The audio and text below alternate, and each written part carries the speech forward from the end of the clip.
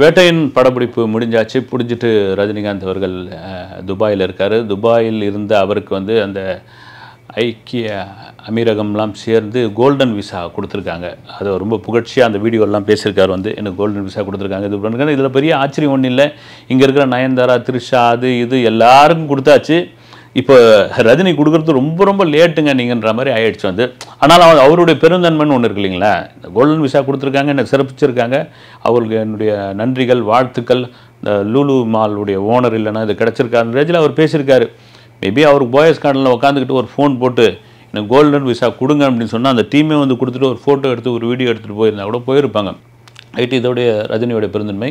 வேட்டையன் முடிச்சுட்டு ஒரு குறிப்பிட்ட இடைவெளியில் ஒரு ஓய்வு. அந்த ஓய்வுக்கு பிறகு கூலி படத்தினுடைய படப்பிடிப்பில் கலந்து கொள்கிறார் ரஜினி.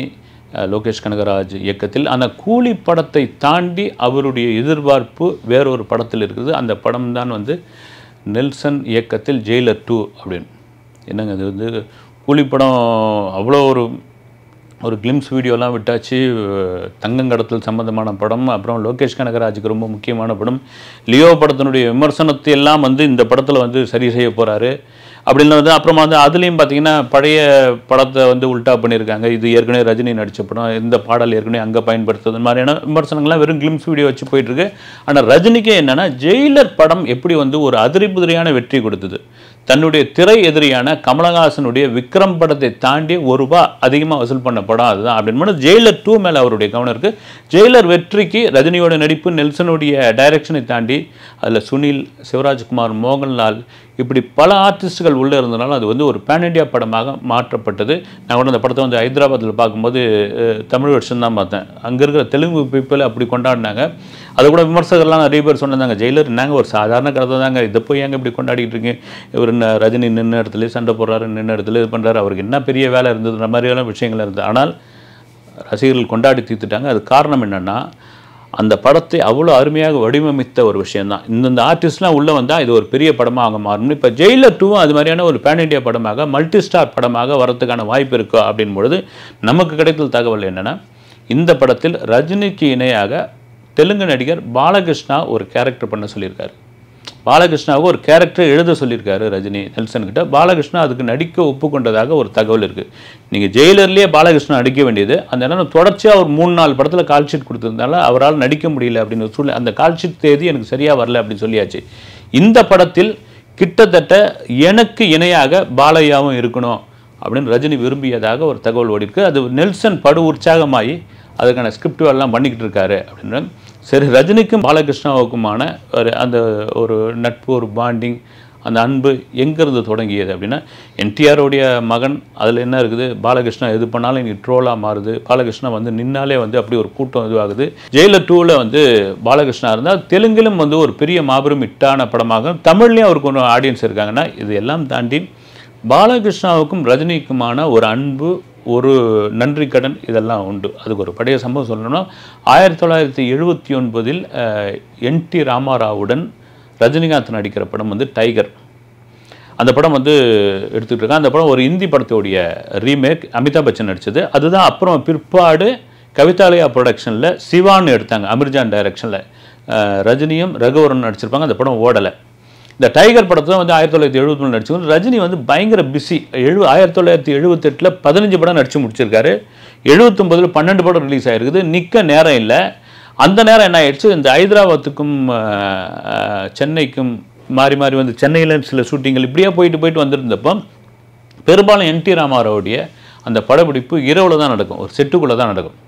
அந்த இரவில் நடக்கிறது இவர் கொஞ்சம் ரஜினிக்கு என்னென்னா அப்படி ஜாலியாக கொஞ்சம் நேரம் ரெஸ்ட் எடுப்போன்ற இருந்த நேரத்தில் நைட்டில் போட்டு இது பண்ணுறாங்க. ரெண்டாவது என்டிஆருடைய அந்த படப்பிடிப்பு தளத்தில் என்டிஆர் தவிர மற்றவர்கள் எல்லாம் ஏறக்குறைய ஒரு முதல்நிலை ஜூனியர் ஆர்டிஸ்ட் மாதிரி தான் மதிக்கப்படுவார்கள் அப்படின்ட்டு ஒரு உண்மை. ஏன்னா ஒரு பெரிய, அதாவது வந்து ஆந்திர மக்களை தேவுடு அப்படின்னு சொன்ன ஒருத்தர், அவர் மேலே தான் எல்லா ஃபோக்கஸும் இருக்கும்.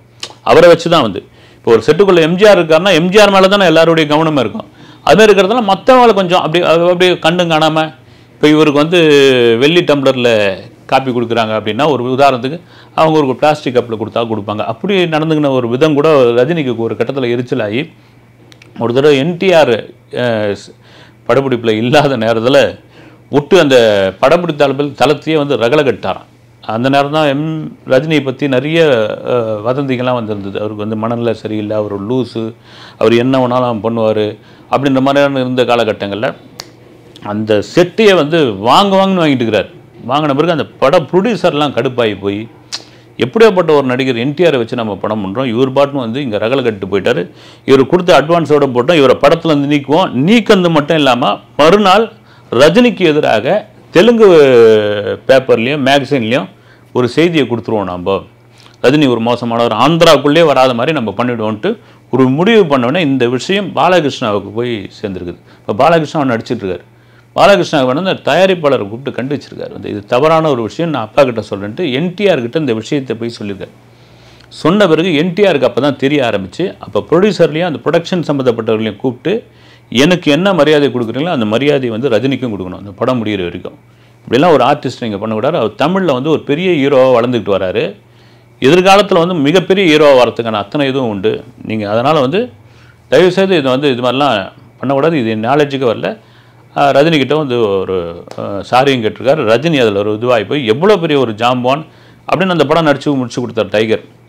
அதனால தான் பார்த்திங்கன்னா என்டிஆரோட 100ஆண்டு விழா விஜயவாடாவில் நடந்தப்போ ரஜினி கலந்துக்கிட்டு அப்படி ஒரு பெரிய ஒரு ஸ்பீச்சே கொடுத்துருந்தார். என்ன சொல்லியிருந்தார், நான் கண்டக்டராக இருக்கும்போது என்டிஆர் நடித்த பாதாள பைரவி படத்தை போய் பார்த்தேன். பார்க்கும்பொழுது அந்த கேரக்டர் என் மனசில் வந்து நான் போய் ஒரு நாடகத்தில் நடித்தேன். நடித்து முடிச்சிட்ட பிறகு நான் சென்னைக்கு வந்து ஃபிலிம் இன்ஸ்டியூட் சேர்ந்து கே பாலச்சந்தர் அவர்களால் அறிமுகப்படுத்தப்பட்டு என்னுடைய முதல் படமான அபூர்வ ராகங்களில் நான் ஒரு கேட்டை தள்ளிக்கிட்டு நான் பேசுகிற முதல் வசனம் வந்து இது பைரவியோட வீடா அப்படின்னு தான் கேட்பேன். அங்கேயே எனக்கு வந்து என்டிஆர் கனெக்ட் ஆகிட்டார் அப்படின்னு சொன்னதெல்லாம் வந்து அப்படி தெலுங்கு ரசிகர்கள் வந்து கைத்தட்டி குவிச்சிட்டாங்க. இன்னொரு விஷயம் என்னென்னா, நான் இருக்கிறேன், அமிதாப் இருக்கார், ஷாருக் கான் இருக்காங்க, நாங்களாம் போய் ஒரு ஹெலிகாப்டரை வந்து கையில் நிறுத்துகிறோம், ஒரு ட்ரெயினை போய் காலில் தள்ளுறோம் அப்படின்னா சத்தியமாக ஒத்துக்க மாட்டாங்க. அதை ஒத்துக்கக்கூடிய ஒரே ஆள் வந்து பாலையா தான். இவர் எது பண்ணாலும் அதை ரசிகர்கள் கொண்டாடிடுவாங்க அப்படின்னு சொன்னதுக்கான காரணமாக அதுதான். ஒரு என்டிஆரை தாண்டி பாலகிருஷ்ணா இவர்களுக்குள்ளே இருக்கிற ஒரு அன்பு, ஒரு நட்பு இதுதான்.